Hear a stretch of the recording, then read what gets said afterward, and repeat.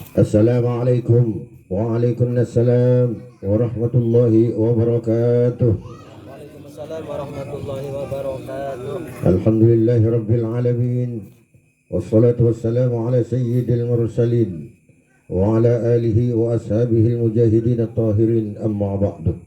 Hadratul mukarramin, segenap para alim, para ulama, para sepuh, para kiai yang kami muliakan, Ki Haji Musleh Muallim, yang kami muliakan Ustadz Muhammad Tamrin, pimpinan Majelis Kopsus Al-Mubarakah beserta anggota, dan semua yang hadir pada kesempatan malam hari ini, yang insya Allah kita akan diberkahi Allah Subhanahu wa Ta'ala dan dijauhkan dari murkanya. Amin ya rabbal alamin. Alhamdulillah, bersyukur kehadirat Allah Subhanahu wa Ta'ala. Pada malam hari ini kita masuk pada giliran saudara kita Wahid, yaitu di Pemulyakerta ini, di Pematang Teratai. Kemarin kita Pematang Rangkong, malam ini Pematang Teratai, yang merupakan sesungguhnya tempat di sini adalah saudara-saudara kita, keluarga kita, baik itu secara nasab, secara agama, dan sebangsa setanah air. Hadirin rahimakumullah, kita pada saat ini bukan hidup di masa Rasulullah Sallallahu Alaihi Wasallam. Yang kita tahu bahwa di zaman Rasulullah Sallallahu Alaihi Wasallam, umatnya sedikit tapi tidak terhina, umatnya sedikit tetapi tidak dipojokkan, umatnya sedikit tetapi dia melambung tinggi derajatnya, ditakuti dan disegani oleh musuh. Kenapa? Karena pada saat itu ada satu simbol yang dihadirkan oleh Allah Subhanahu wa Ta'ala, yaitu Rasulullah Muhammad Sallallahu Alaihi Wasallam. Apa yang ia ucapkan, apa yang ia lakukan, semua melalui wahyu dari Allah Subhanahu wa Ta'ala. Sehingga apa yang disampaikan dan dilakukannya itu dicontoh oleh para umatnya, dicontoh oleh para sahabat, yang semuanya menjadi sumber kekuatan bagi umat Islam pada saat itu. Kita pada saat ini bukan hidup di zaman para sahabat. Bagaimana Sayyidina Abu Bakar, orang tua yang begitu bijak di dalam memimpin umat. Dia akan mengatakan ketika itu benar, ketika itu salah, maka dia akan mengatakan salah. Dia tidak akan pernah membela orang yang mau membayarnya. Begitu pula dia tidak akan menolak untuk memperjuangkan orang yang benar meskipun ia orang tidak punya. Itulah Sayyidina Abu Bakar. Begitupun Sayyidina Umar, yang kita kenal seorang yang pemberani, bahkan iblis pun takut kepadanya. Tapi di balik ketegasannya, di balik keberaniannya, dia mempunyai hati yang lembut, yang tidak sulit untuk menerima kebenaran. Sayyidina Utsman, seseorang yang begitu kaya raya, tetapi hartanya habis, diperjuangkan untuk memperjuangkan agama Allah Subhanahu wa Ta'ala. Begitupun Sayyidina Ali karramallahu wajhah, seorang pemuda yang begitu cerdas otaknya, saking cerdasnya sampai Rasulullah bersabda, "Ana madinatul ilmi wa Ali babuha." Aku adalah kotanya ilmu, sedangkan Sayyidina Ali, sedangkan Ali adalah pintunya. Tidak mungkin kita masuk ke dalam kota kalau kita tidak melalui gerbang atau pintunya. Itu saking alim dan pintarnya Sayyidina Ali karramallahu wajhah. Begitupun di zaman tabi'in, begitupun di zaman salafus sholihin. Mereka tidak pernah meninggalkan harta yang banyak untuk umatnya, untuk anak cucunya, tetapi yang ditinggalkan adalah suri teladan yang baik. Bagaimana dia menyusun ilmu agar nanti di masa umat yang akan datang itu bisa menjadi pegangan, sehingga kita pada saat ini tidak kesasar dari apa yang sesungguhnya telah diinginkan oleh baginda Rasul Sallallahu Alaihi Wasallam. Hadirin yang dimuliakan Allah Subhanahu Wa Ta'ala, namun apa faktanya pada hari ini? Kita hari ini sesungguhnya insya Allah kita telah masuk pada apa yang telah diprediksikan oleh Rasul Sallallahu Alaihi Wasallam 14 abad yang lalu. Apa kata Rasulullah? Yusikul umamu an tada'a alaikum kama tada'al aklatu min kis'atiha. Nanti akan datang suatu masa di mana pada masa itu umatku itu tidak lebih seperti makanan yang ada di hidangan yang dikelilingi oleh orang yang mau makan. Sisi kanan, sisi kiri, sisi depan, sisi belakang, dikelilingi semuanya. Itulah kita pada saat ini sesungguhnya. Betapa banyak umat Islam hari ini yang konon katanya mayoritas, tetapi kita tertindas. Betapa banyak umat Islam hari ini yang katanya kita orang yang paling banyak, tapi bagaimana kita saat ini? Tidak ada orang non muslim itu yang takut hari ini kepada kita. Kenapa itu bisa terjadi? Bukankah di zaman Rasulullah jumlah yang sedikit bisa mengalahkan yang banyak? Kam min qalilatin ghalabat fi'atan katsiratan biidznillah. Sesungguhnya yang sedikit itu mengalahkan yang banyak. Tapi pada hari ini justru terbalik. Kita diadu domba oleh orang di luar Islam dan kita bangga. Ketika ada tawuran, ketika ada peperangan, yang sebelah sana Allahu Akbar, sebelah sini juga Allahu Akbar. Sementara orang yang di non-muslim sana, mereka semuanya bersorak.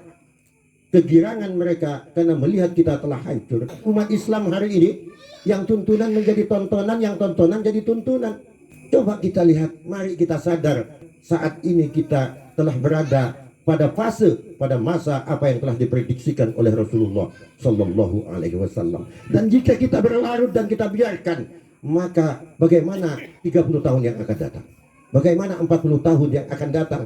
Oleh karenanya adanya majelis ini, majelis pemuda ini yang kita bentuk sama-sama, kita laksanakan sama-sama, rutinitas kita lakukan, itu paling tidak bisa mengingatkan kepada pemuda-pemuda yang ada ini bahwa kalian adalah pemuda-pemuda harapan bangsa, kalian adalah pemuda-pemuda harapan agama yang hari ini kita masih la ilaha illallah Muhammad Rasulullah. Belum tentu 30 tahun lagi, belum tentu 40 tahun lagi, kalau kalian sebagai generasi penerus kami yang tua-tua ini, kalian tidak mempersiapkan diri sejak hari ini.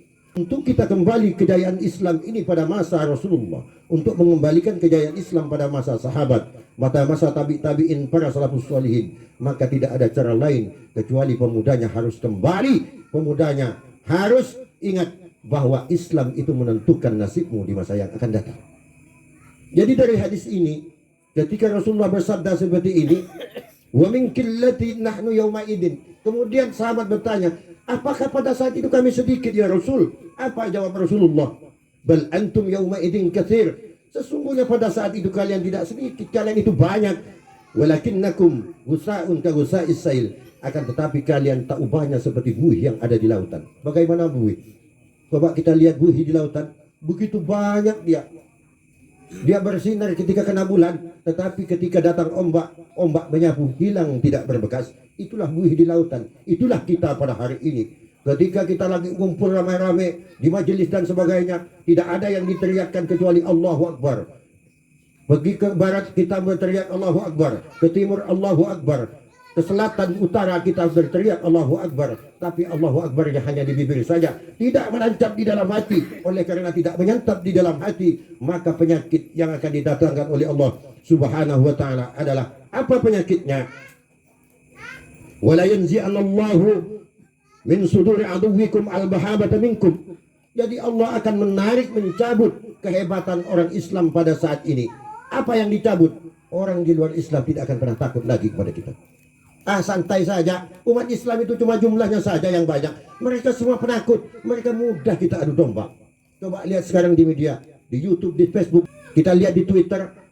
Yang berkelahi itu bukan orang non-muslim dengan kita orang Islam, tetapi yang berkelahi adalah ustadz sama ustadznya, cendekiawan sama cendekiawannya. Kita diadu domba sesama kita. Kemudian mereka yang senang bersorak, merasa bahwa mereka itu telah menang.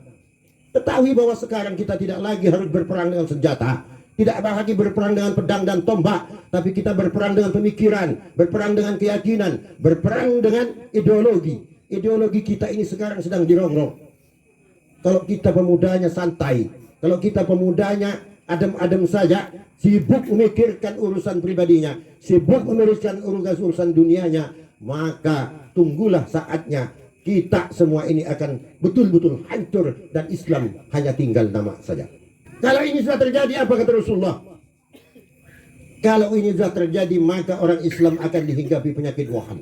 Apa wahan itu? Wahan itu adalah hubbud dunya wa karahiyatil maut. Yang disebut wahan itu adalah cinta dunia dan takut dengan kematian. Bukankah harta apa yang kita miliki telah ditentukan oleh Allah Subhanahu wa taala? Tidak akan pernah ada harta itu yang tertukar. Ketika rezekimu, dia tetap datang kepadamu. Begitu juga ketika itu bukan rezekimu, siapapun yang akan menolong tidak akan pernah datang kepadamu. Umat Islam hari ini sudah tidak lagi memikirkan harta yang didapat apakah itu haram, apakah itu halal. Yang penting dapat, yang penting mereka kaya. Akhirnya apa? Karena yang dimakan masuk ke dalam jantungnya, melalui urat-urat nadinya, itu semuanya barang haram, maka doanya tidak dikabul oleh Allah Subhanahu wa taala, ibadahnya tidak diterima oleh Allah Subhanahu wa taala. Semua ibadah yang dilakukan itu tertolak dari Allah Subhanahu wa taala. Karena tertolak, maka apa yang dimunajatkan kepada Allah itu tidak diterima oleh Allah Subhanahu wa taala. Ketika dia menghadapi kematian, maka dia banyak dari umat Islam itu justru mati dalam keadaan su'ul khatimah. Na'udzubillahi min dzalik. Mudah-mudahan kita semua dijauhkan oleh Allah Subhanahu wa taala. Ini penyakit. Bukankah kematian itu, saudaraku, kematian itu tidak akan pernah bisa kita tolak. Ketika dia telah datang, siapapun tidak akan bisa untuk menolaknya. Kalau Allah sudah datang untuk mencabut ini melalui malaikatnya, semua nyawa diambil kembali oleh Allah Subhanahu wa taala. Silakan cari harta sebanyak-banyaknya, silakan cari kesenangan dunia ini, tapi jangan lupa bahwa dunia ini adalah tempat kita untuk mengumpulkan bekal menghadap Allah Subhanahu wa ta'ala. Ketika kita ingat bahwa masih ada akhirat setelah dunia, insya Allah apa yang kita lakukan di dalam hidup ini, kita tidak akan terlepas dari koridor dari aturan yang telah ditetapkan Allah Subhanahu wa ta'ala. Ketika ini yang sudah terjadi, maka jangan heran kata Rasulullah, kita akan masuk pada hadis Rasulullah yang kedua yang akan kita alami ketika kita telah melakukan apa yang disabdakan oleh Rasulullah pada hadis yang pertama tadi. Apa kata Rasulullah? La yabqa minal islami illa ismuhu. Tidak ada dari Islam itu kecuali nama saja. Namanya Islam, KTP-nya Islam, tertera tertulis Islam. Di surat nikahnya tertulis Islam. Bahkan ketika dia nikah baca syahadat menandakan bahwa dia itu orang Islam.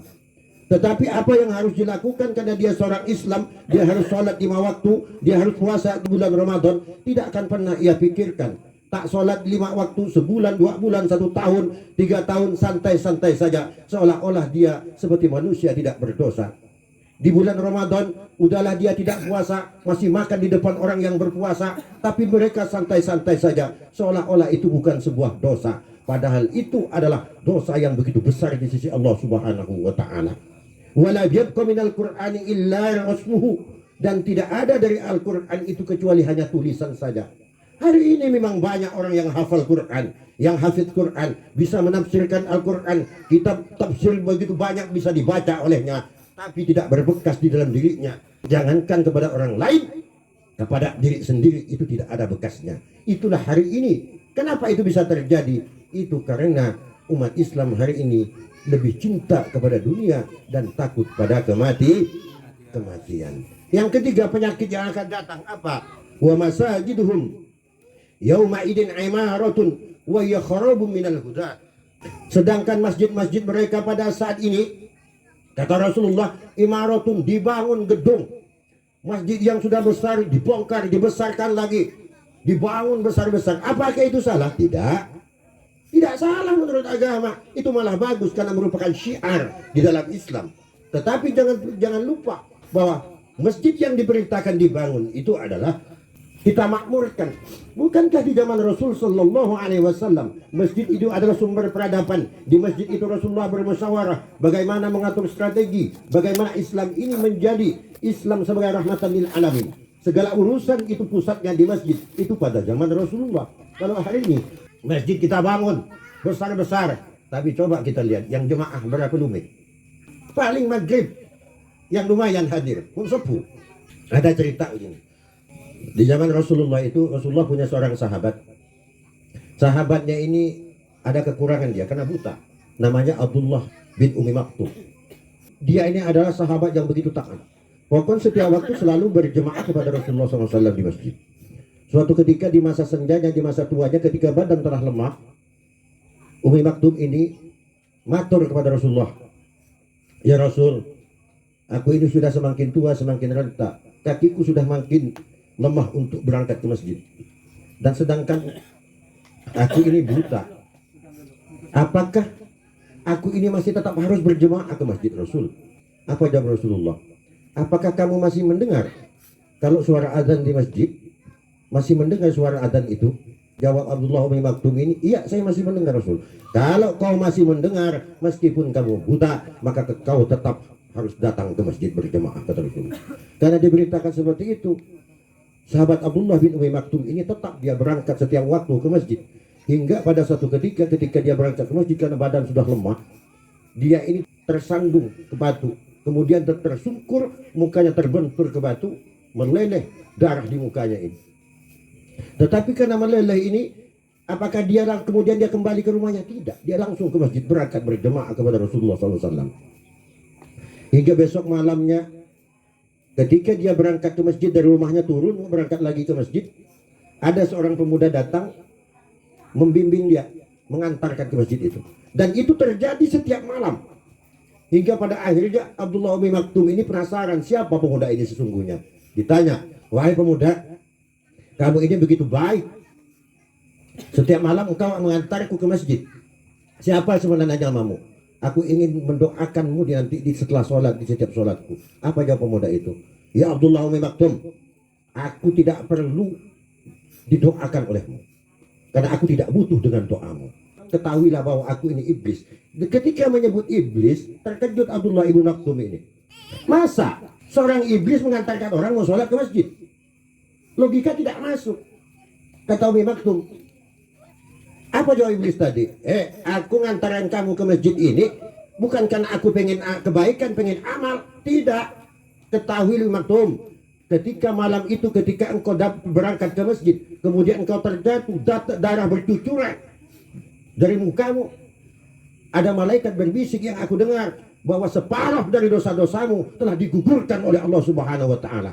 Oleh karena itu, makanya malam kedua dan seterusnya ini aku mengantarkanmu ke masjid agar kau tak jatuh lagi. Karena seandainya kau jatuh lagi, kemudian keluar darah lagi dari mukamu atau dari bagian tubuhmu, maka seluruh dosamu akan dihapus oleh Allah Subhanahu wa Ta'ala. Jadi yang namanya iblis, yang namanya setan itu, dia tidak akan pernah berhenti untuk menggoda manusia selagi manusia itu masih nyawa melekat di badannya. Sampai dia mau ke masjid, ini alternatif terakhir sudah. Mau digoda agar dia tidak sholat, tak bisa. Agar tidak jemaah, tak bisa. Akhirnya berangkat ke masjid. Dibimbing, paling tidak biar tak jatuh. Ya bukan berarti kita kemudian ketika mau jemaah ke masjid, kata Pak Kiai, kata Pak Ustadz, kalau kita pergi ke masjid, kemudian di jalan kita jatuh, keluarkan darah, itu separuh dosa kita dihapus oleh Allah. Pakai komentar ke masjid, pakai alon, kak ke betul. Benih gitu maksudnya. Seandainya terjadi hal seperti itu, ketika Anda menuju kepada kebaikan, maka separuh dari dosa-dosamu itu akan diampuni oleh Allah Subhanahu wa Ta'ala, gitu maksudnya. Wa ulama'uhum syarru man tahta adimis sama'i. Dan ulamamu pada saat itu, pada zaman ini sesungguhnya sudah. Kalau orang terlalu cinta kepada dunia, takut kepada mati, akan didatangkan oleh Allah para ulama-ulama yang berada di bawah langit ini, yang paling jahat-jahatnya ulama. Maka sekarang jangan heran banyaknya ulama hari ini tidak semuanya bisa memberi petunjuk yang benar kepada umatnya. Begitu banyak ulama hari ini, yang putih dibilang hitam, yang hitam dibilang putih, kuning menjadi biru, sementara yang kuning menjadi coklat. Itu banyak hari ini. Kenapa itu bisa terjadi? Ini adalah simbiosis. Ada sebab akibat, ada hukum kausalitas. Ketika umat sudah cinta pada dunia, takut pada kematian, maka yang akan dikirim ulamanya adalah ulama yang seperti ini. Ketika ulama yang seperti ini, maka yang terjadi adalah kita hanya tinggal banyaknya saja. Kita hanya menang di jumlah saja, tapi kualitas kita nol. Dan ini tidak boleh kita biarkan, khususnya oleh para pemuda yang ada di Kabupaten Ketapang ini. Mari kita semuanya semangat. Jangan pernah kita ini, pemuda-pemuda ini, lupa kepada masa depan agamanya. Jangan pernah pemuda ini lupa kepada masa depan negaranya. Jangan pernah pemuda ini lupa pada masa depan pemuda itu sendiri. Bahwa kalian adalah penerus generasi harapan bangsa dan harapan agama. Makanya di pengajian ini, mari, di pengajian manapun, ketika ada itu majelis-majelis kebaikan, mari kita hadir semuanya. Ayo kita, pemuda Kopsus ini, semangat. Kita buktikan bahwa pemuda di Kabupaten Ketapang ini bukan seperti pemuda-pemuda yang lain. Tapi pemuda yang ada di Kabupaten Ketapang ini, khususnya Majelis Kopsus ini, menjadi pemuda yang bisa diandalkan oleh para tua, yang bisa diandalkan untuk di masa-masa yang akan datang. Demikian yang dapat saya sampaikan, mudah-mudahan bermanfaat untuk kita semua. Ihdinas siratal mustaqim wal afwa minkum. Wassalamualaikum warahmatullahi wabarakatuh.